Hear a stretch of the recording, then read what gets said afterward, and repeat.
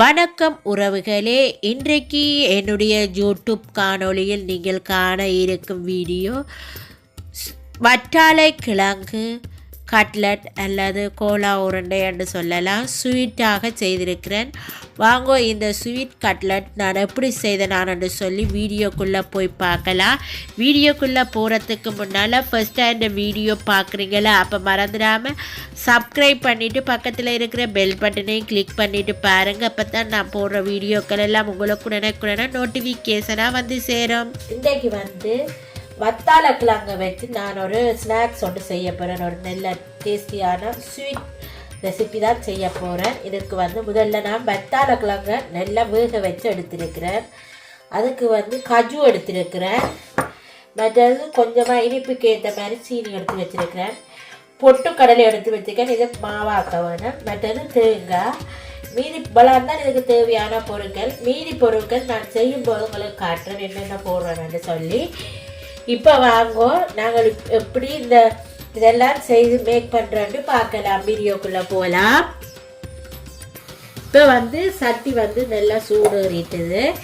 இப்போ நாங்கள் நெய் இதில் நான் ஒரு ஸ்பூன் நெய் விடுறேன். இந்த நெய் இவ்வளவுமே காணும். ஒரு டேபிள் ஸ்பூன் விட்டிங்கள்டா காணும் இந்த ஸ்வீட் செய்கிறதுக்கு. நெய் நல்லா உருகட்டுக்கும். இப்போ பார்த்தீங்கன்னா நெய் நல்லா உருகிட்டுது. இப்போ எடுத்து வச்சிருக்கிற இந்த கஜுவை இதில் நான் போடுறேன். கஜு கொஞ்சம் பொன்னிறமாகட்டும்.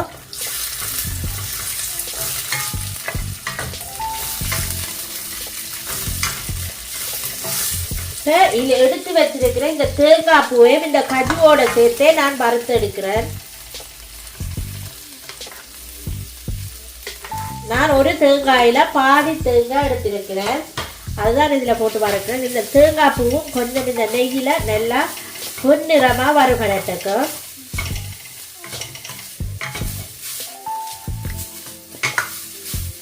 நல்லா வதக்கி கொடுங்க. இது நல்லா பொன்னிறமாகட்டுக்கும். இந்த ஸ்வீட்டுக்கு இந்த கஜுவும் இந்த தேங்காய் பூவும் தான் நல்லா டேஸ்ட்டை கொடுக்கும். அதுக்காக நல்லா வறுத்து எடுக்க வேணும்.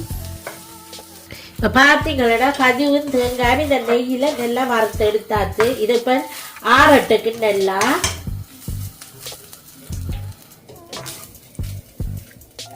இப்போ இந்த எடுத்து வச்சிருக்கிற இந்த பொட்டுக்கடலை இந்த மிக்சி ஜாரில் போட்டு நாங்கள் பவுடரை அரைச்செடுப்போம்.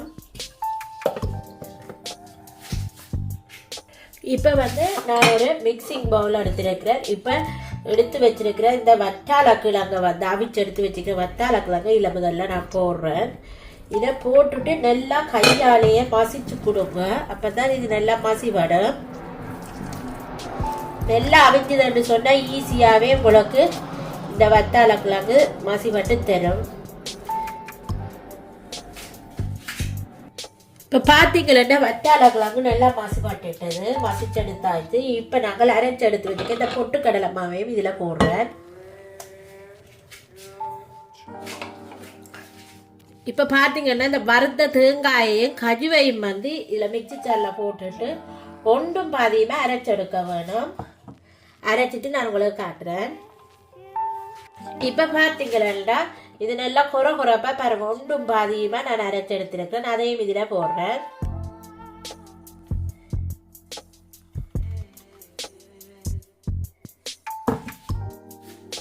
இப்போ இந்த இனிப்பு எடுத்து கொடுக்கறதுக்காக கொஞ்சமாக உப்பு போடுறேன். இப்போ ஒரு கொஞ்சமாக நீங்கள் உங்களுக்கு இனிப்புக்கு ஏற்ற மாதிரி சீனி போட்டுக்கொள்ளுங்க. போட்டுட்டு இதை நல்லா மிக்ஸ் பண்ணி குழாயுங்க. பார்த்தீங்கன்னு சொன்னால் வத்தால கிழங்குல ஸ்வீட் கட்லட் ரெடி ஆயிடுது பாருங்க.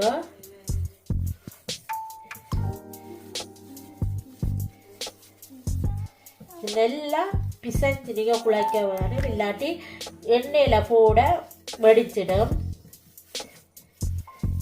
அந்த கிழங்கு துண்டு துண்டாக இருக்கக்கூடாது. நல்லா மசிச்சு கொடுக்க வேணும். இது நல்லா குழைச்சதுக்கு அப்புறம் நான் உங்களுக்கு காட்டுறேன்.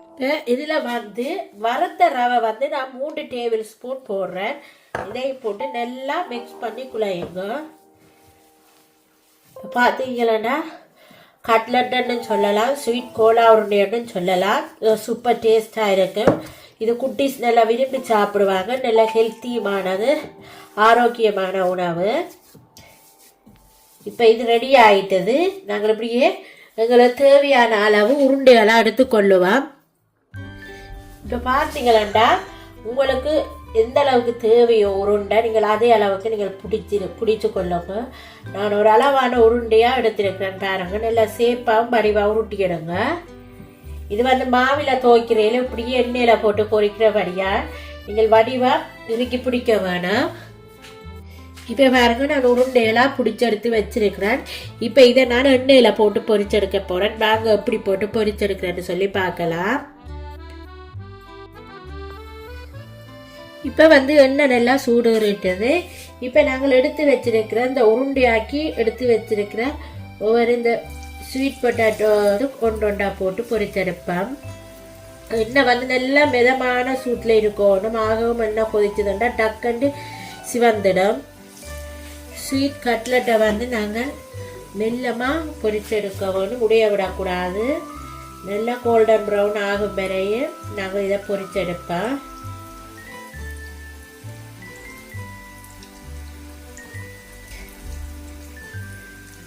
இது வந்து ஏன் மெல்லமாக நாங்கள் எடுக்கணும்னு சொன்னால், சீனி போட்டிருக்கிறதால எண்ணெயில் வந்து கசிஞ்சு கொடுக்கும்.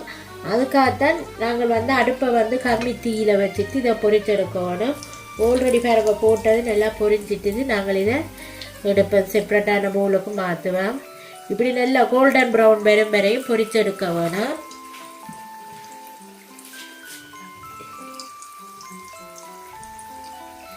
பார்த்தீங்கன்னா தெரியும் பாருங்க, நல்லா கோல்டன் ப்ரௌன் ஆகிட்டு பாருங்க, ஒன்றும் உடையாமல் வருது. இப்படியே மிதமான சூட்டில் நீங்கள் இதை பொரிச்செடுத்தீங்கன்னா நல்லா.